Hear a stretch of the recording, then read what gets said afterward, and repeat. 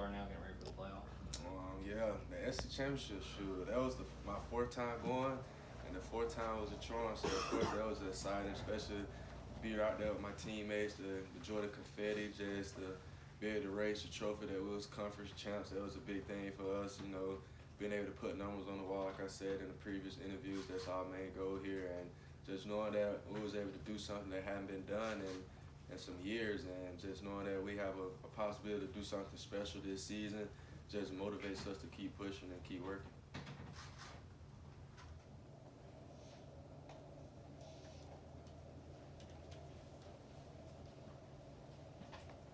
So obviously the Ohio State receiver Jackson Smith and Jigba, is not going to play and get ready for the draft.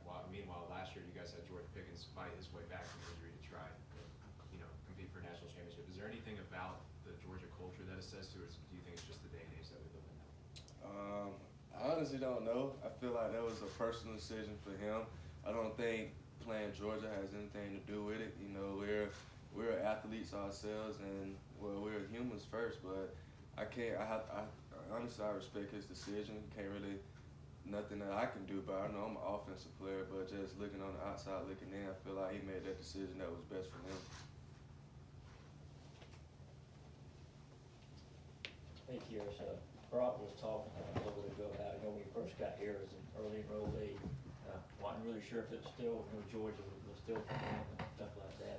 I guess being homesick or whatnot. Were you ever around him enough to kind of sense that? And is that something a lot of kids kind of go through when they get here for the first time? Yeah, I can remember my first time coming because I early enrolled as well, and those first few winter workouts, I was like, man, I don't know if I want to play football again.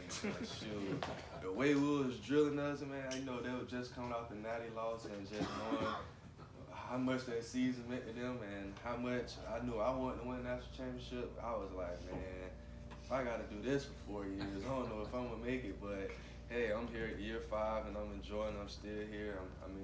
I have no regrets of leaving, and just the fact that I'm able to still be able to be here and make history in all types of ways possible, and just knowing that no workout has killed me yet, so just excited to keep working and just keep building. Kearis, can you speak more on what you said about the motivation to do something special, and maybe how it compares to a year ago when you guys were motivated to make up for the SEC loss? Yeah, I feel like this year, coming off a conference win, I think we'll work harder than we did last year and coming off a loss. And it's crazy because people may look at it, oh yeah, they complacent, yeah, they're happy about their win. Shoot, that's just another check box that we wanted to do, one of our goals. So, our season is not complete yet. We still have goals that we want to reach, and the Peach Bowl is one of the next things we have to accomplish. And we're excited that we get that opportunity to play in that game, and just knowing that we're motivated because we haven't completed anything bigger than what we already want. And SC Championship was a big deal, but being able to win a CLP playoff game and a national championship game will be major for us. And just knowing that we're motivated because we want that title of knowing that we was able to do something that no CFL team has been able to do, and that's been able to win 2 back-to-back national championships. So that's a major goal for us, and we're motivated by doing that. Kearis, when you were talking about some of those workouts, I know talking to the guys over the years, Jordan Davis is one of the more jovial guys that seems to get you through it. Who are some of the voices over the years when you're sweating, when everybody's feeling the same way you are, ready to give in, and there's teammates that say funny things or encouraging things? Who are some of those voices over the last 5 years that you call out to kind of keep that team going? Sure, that's a lot of voices, man. But either way it go, I think, of course, Nolan gonna always be outspoken. Just he's already a loud person in general. So when pushing through those workouts, I say Nolan, of course, and just knowing our quarterbacks as well. Quarterbacks, they lead the offense and lead the team as well. So of course their voice gonna be heard. But I think that the difference with this team, with this year, and what separated from all the other teams is that everyone had a voice. Whether it may be 2 words they may say that may lead you through the whole year, you never know. And just knowing that the adversity that we may have faced throughout the season, and we was all there for each other. I can always remember the Missouri game at halftime. Coach Smart didn't really have to say much. It was most of the players and the team. And when you have a team and you have teammates that depend on each other and they love each other, that's all you need. You don't really need coaching from that standpoint to be motivated. And I know some videos go around and Coach Smart speaking to us. Shoot, we already hyped up from just knowing that the amount of work we put in with each other and just knowing that we always able to accomplish something good. It just pushes us to in those workouts, just thinking about your why. Kearis, have you had a chance to talk to any of the guys who just got here, and what are your early impressions on those guys? Yeah, that's funny that you asked that because they put all of them beside my locker. That's a funny thing. They trying to get me up out of here, but nah. But nah, honestly, on a serious note, those guys, they looking up to me in a way that they trying to see how it is here.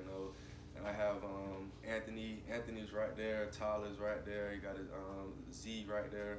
Just the fact that they knowing what they're trying to reach and how did I get to the point where I'm still being able to be sustainable and how do I get through this Georgia career.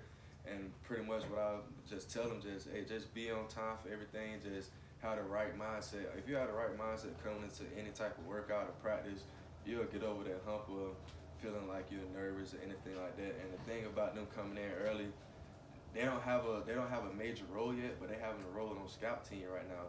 And the importance of them being on scout team, they have fresh legs. They may have had a couple weeks off from their high school playoffs and things like that. But the fact that they're coming in to help us and just give us a different look, just really it's helping them, but it's also helping us as well. So I'm glad that they're here just to get that early jump on how things are done at Georgia.